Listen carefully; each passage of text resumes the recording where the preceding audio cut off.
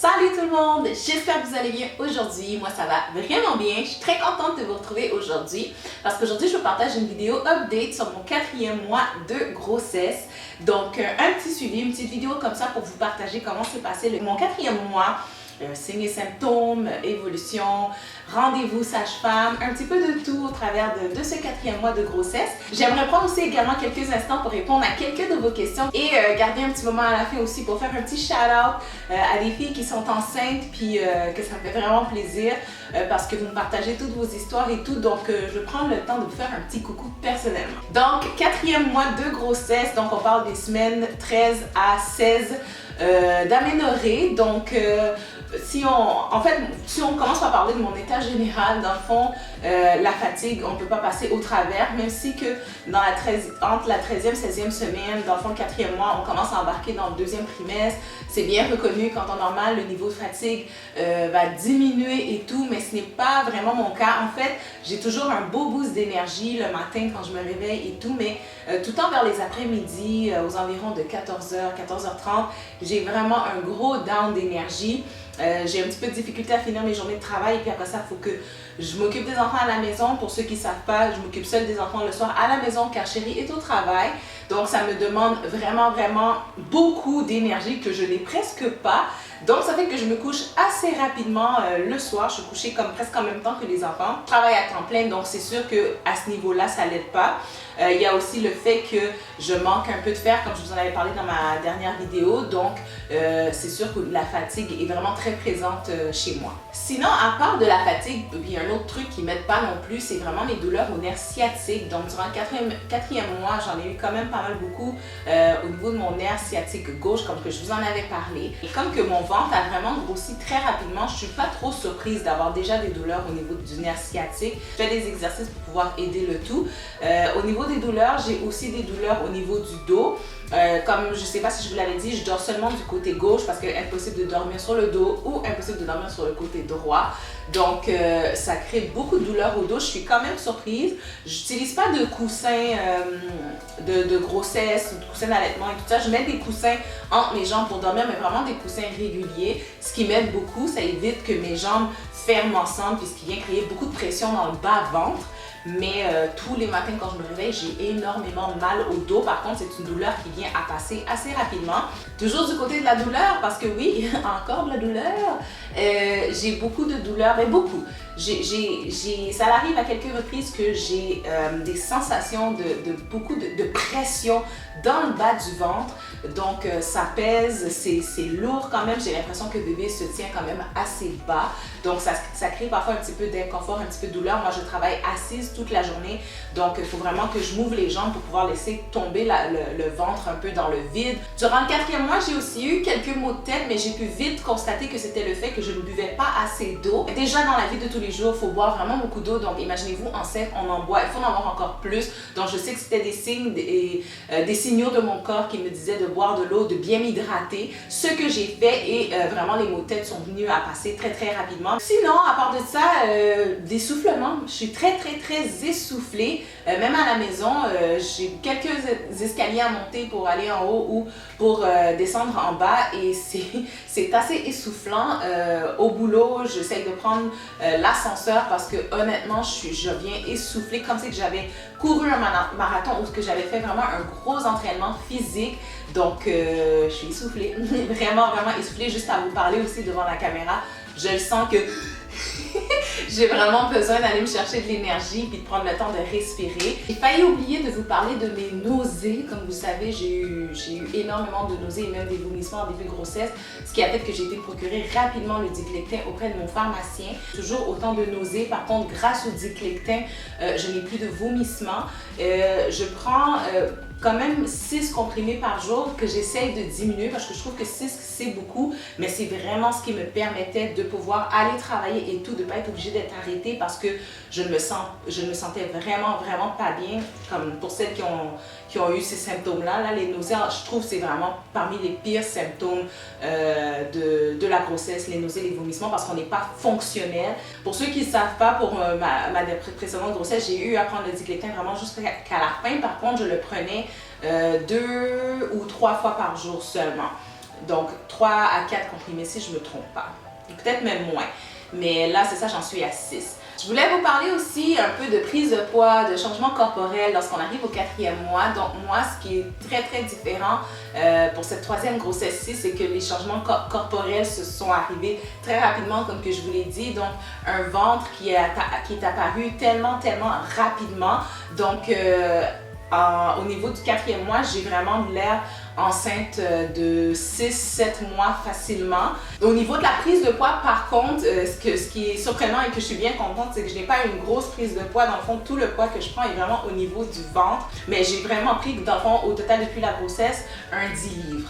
Donc, je suis bien contente de ça. Ça va en faire moins à perdre après. Sinon, au niveau des mouvements et des coups de bébé, aussi un point que j'ai failli oublier de vous parler, je ne sens vraiment pas beaucoup mon bébé. J'ai appris durant ma première échographie que j'avais le placenta antérieur droit, donc qui est en avant puis un peu plus vers le côté droit. Je sens vraiment des tout petits coups imperceptibles par papa encore pour le moment, mais pas tous les jours, puis c'est vraiment pas des choses qui sont régulières et tout. Ça ne m'inquiète pas parce que je sais qu'il y a quand même tôt dans la grossesse, c'est juste que en voyant la grosseur de mon ventre, je trouve ça surprenant de ne pas encore sentir autant bébé. Je trouve que c'est juste que ça fait juste confirmer que j'ai vraiment juste un ventre qui est vraiment gros, plein de liquide, puis que bébé est petit encore à l'intérieur. Mais j'ai vraiment hâte parce qu'il faut avouer que c'est vraiment rassurant de pouvoir sentir bébé à tous les jours. Et je viens d'une grossesse, dans le fond, ma 2e, où est-ce que j'avais un bébé qui a commencé à bouger très rapidement. Destiny, c'était dès la 13e, 14e semaine, si je ne vous dis pas n'importe quoi, mais c'était vraiment trop tôt, vraiment bien avant la 20e semaine de grossesse. Puis, elle bougeait énormément. Je vous inviterai à revoir mes vidéos sur le sujet qui sont sur ma chaîne, mais elle bougeait tellement, donc ça fait vraiment comme un choc que ce soit aussi différent. Donc, durant le 4e mois, je n'ai pas eu d'échographie. Donc, ici au Québec, on n'a pas des échographies à chaque mois comme que c'est en Europe ou peut-être ailleurs. Donc, j'ai eu mon échographie de datation de clarté nucléale, comme que je vous en ai parlé dans ma précédente vidéo. Donc, durant le 4e mois, il n'y a pas d'échographie. Par contre, j'ai eu un rendez-vous avec ma sage-femme. J'étais vraiment contente de la revoir. Je suis vraiment contente de mon choix, encore une fois, d'être suivie en maison de naissance. Le côté humain, puis j'en parle même avec mon mari, puis même lui me dit ce côté humain qu'on aime vraiment, qu'on n'a pas retrouvé. Tu sais, puis c'est pas que les médecins qu'on a eu avant étaient pas humains, c'est juste, c'est vraiment différent, un peu difficile à expliquer aussi, mais tu sais, je sens pas que je suis suivie par, mettons, un corps médical. Je sens vraiment que c'est un être humain qui a vraiment de l'intérêt envers mon état de santé, l'état de santé de mon bébé et autant des intérêts de mon mari, comme que je vous en ai parlé, fait que ça fait vraiment plaisir. C'est des rendez-vous où est-ce qu'on prend le temps, que c'est pas un rendez-vous après l'autre, puis on est pressé ou sinon on arrive, on peut attendre des heures et des heures. Jusqu'à présent, en tout cas, on passe à l'heure et puis on prend le temps qu'on a besoin avec la sage-femme. Donc, elle a pu prendre le temps de me montrer quelques exercices pour mon nerf sciatique aussi. Elle a pu me donner mes résultats de la prise de sang qu'on a faite pour mon fer, puis on a pu constater que mon taux était bas, donc elle m'a conseillé de prendre des comprimés de fer pour aider, donc ce que je suis sûre qui va aider aussi au niveau de la fatigue. On a pris mon poids, on a écouté le cœur du bébé aussi, ce qui est toujours vraiment agréable. Bref, c'est un rendez-vous qui a vraiment été juste super et qui confirme vraiment que le choix de la maison de naissance était vraiment ce qui convenait le plus à mes valeurs. Donc c'est pas mal tout ce qui fait le tour de mon 4e mois, un 4e mois comme que je vous dis assez tranquille, un 4e mois où est-ce que je m'adapte avec le ventre qui est quand même déjà assez imposant, avec les enfants à s'occuper en même temps. Donc encore un mois même d'assimilation à réaliser que je suis enceinte, puis qu'il y a un 3e enfant qui s'en vient, que la famille s'agrandit. Je prends le temps de répondre à quelques questions que j'ai reçues. Donc une question que j'ai reçue, c'est de savoir est-ce que c'est possible d'avoir des signes de grossesse lorsqu'on est enceinte dès la première semaine. Donc moi dans mon cas ça n'a jamais été le cas parce que en fait lors de la première semaine de grossesse on le sait pas qu'on est enceinte. Puis, souvent, il n'y a pas encore de symptômes. C'est vraiment comme l'implantation qui se fait, le temps que le bébé, pas le bébé en fait, le temps que le fœtus, que l'œuf en fait aille s'implanter dans l'utérus et tout, ça prend quand même quelques jours. Et habituellement, il n'y a pas de symptômes. Mais oui, je pense que c'est possible parce que j'ai déjà eu des témoignages de filles qui disent que dès l'implantation, elles ont, durant mettons la première semaine, elles ont déjà parfois des maux de tête, parfois des vertiges. Puis il y a des filles qui, lors de l'implantation, ont du spotting, qui sont des pertes brunes qui peuvent des fois mélanger certaines femmes et penser que ce sont des règles, mais ce sont vraiment que des petits saignements bruns. C'est vraiment pas comparable aux règles. Moi, ça m'est jamais arrivé. Moi, j'ai jamais appris mes grossesses avant la 4e voire 5e semaine de grossesse.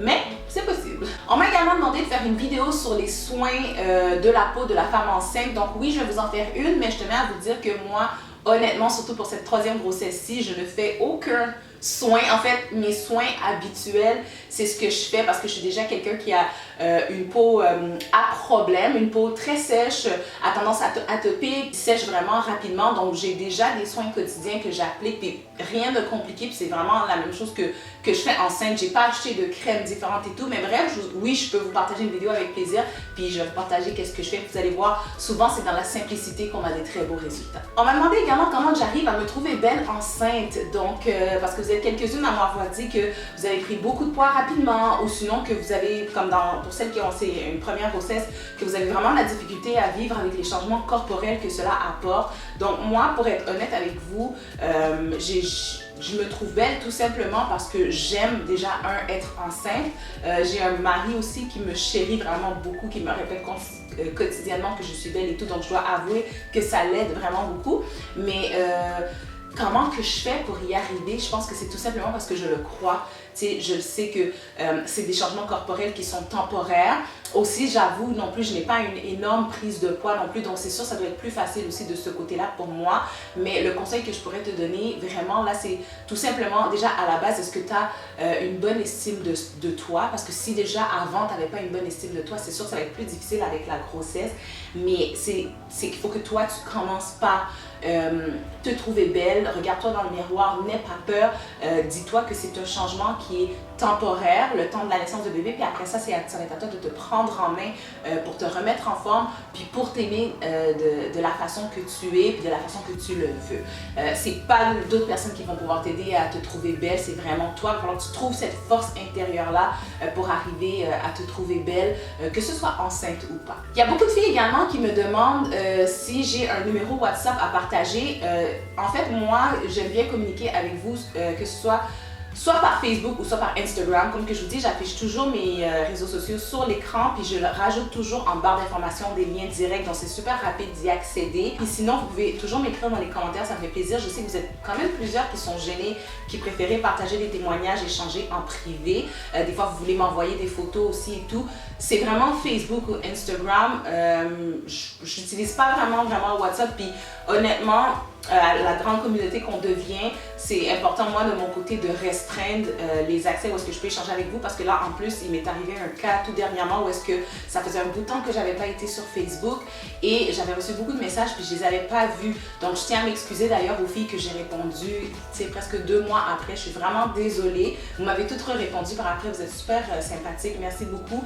Mais vous voyez déjà, tu sais, j'ai disons 3 avec YouTube, Facebook, Instagram, réseaux sociaux à gérer. Si j'en rajoute plus, ça va être vraiment trop difficile à gérer, donc je préfère m'en tenir à ceci. Donc j'espère que vous les avez, que ce sont des réseaux que vous avez, parce que je sais qu'il y en a beaucoup, surtout plus en Afrique, que vous utilisez plus WhatsApp, mais malheureusement moi non, je n'utilise pas WhatsApp. Rejoignez-moi sur Messenger, sur Facebook, sur Instagram ou encore sur YouTube. Je vais conclure la vidéo en faisant des shout-outs à mes belles femmes enceintes ici.